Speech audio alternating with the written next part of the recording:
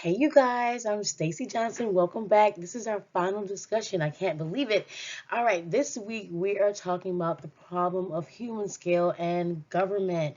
Now, I want you guys to know I learned a lot this unit, probably more than any of them, because I had not considered human scale and its effect on government.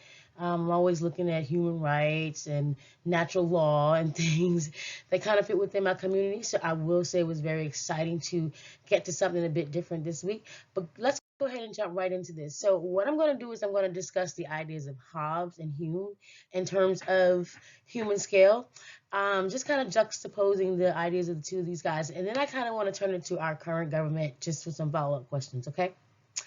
All right, so Hobbes, his ideas of government, of course, is that this institution is really meant to prevent anarchy, and in some terms can have some limitations, but should not be limited in terms of its scale. One's ability in a society to be able to progress and move forward, or the authoritative figure's ability to be able to extend. So his ideas about human scale is that government shouldn't be limited in that area, especially when they exist in order to prevent human beings from doing what he says they do naturally, which is to go crazy and try to succumb over each other. Okay. All right. So let's talk about Hume's. Hume asserts that societies are best when they are small enough to be under the eyes of the ruler. Now, both these guys agree that there should be some. They don't have an issue with rulers, even with absolute rulers. Again, we're talking about the size and scale of a particular society. So Hobbes again believes that there should be no limitation on the size of a government, and Hume says, you know what, the smaller the better. Let's look a little bit deeper into these two ideas, okay? All right, so Hobbes, okay, as far as he feels on human scale, he believes that humans have no moral compass unless there are predetermined rules that say what actions are good or bad.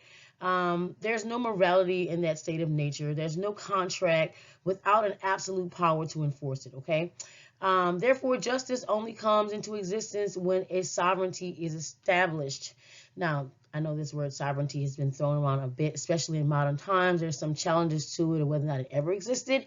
But this is what Hobbes believes on human scale. So again, his limitations are about making sure that people are not anarchists and that there are laws present. He believed that there is this idea of natural law, natural rights, but that government should exist to be able to control those things. But in terms of the size of government, no issue for Hobbes. Okay. All right, now here goes Hume's. I thought this picture of Hume was kind of cool. I'm not sure what they're doing with the race here, but I thought it was kind of interesting. Maybe or maybe not historically accurate, but I thought it was cool. Anyway, Hume's size alone, he says, independent of other factors, is a perfect condition for moral and political virtue.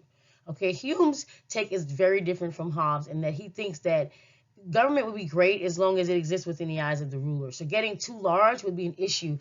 He says in one of his works that extended governments become absolute, while smaller ones, well, they become commonwealths. Okay. So again, two very different views from these guys on the terms of human scale of government. So I just want to discuss a little bit about what I believe are the issues with smaller governments and larger governments, and how that plays into our Western freedoms and modern government here in America. And so in terms of extended government, we know that we still have territories or colonies around the globe.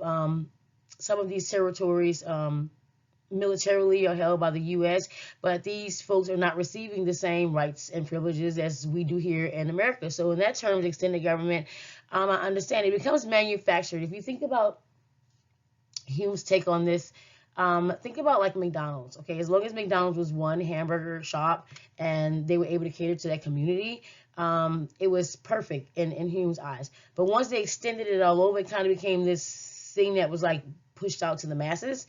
And so kind of like a copy, but not an endearing thing, which would then cause disconnections within a society. Okay, um, so let's keep going here.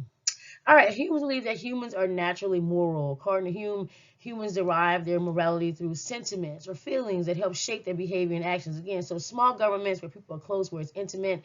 I don't mean geographically close all the time. I realize that Texas is not very close to California, but we're all within the U.S. borders, okay? Hobbes, however, believes that humans are selfish individuals and in turn don't have these moral values. this is what he describes in the state of nature again. He also considers humans to be naturally crazy and dominant over others, and will demand respect. And if this persists, and this can be handled by government's authority, whether on a smaller or a larger factor. Remember that Hobbes is the one who talks about civil war and the prevention of war, and that what can prevent them is rule and leadership that covers everyone, no matter how big or small that government may be. But